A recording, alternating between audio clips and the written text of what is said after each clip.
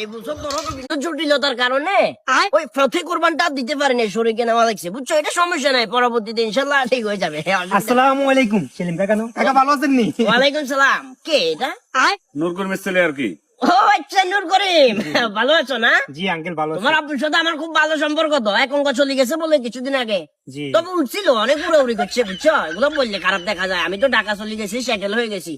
যাই হোক, খুব খারাপ লাগছে, ফ্রেন্ডশিপটা করে নি। ঠিক আছে। ওই একটা ফোল্ডার দিয়ে দিও, লিস্ট করো। হ্যাঁ, তোমার নাম কি? নাম নাম বলতে আশরাফুল ইসলাম। আশরাফুল ইসলাম লেখো, একটা ফোল্ডার ফাড়াই দিও। ওকে?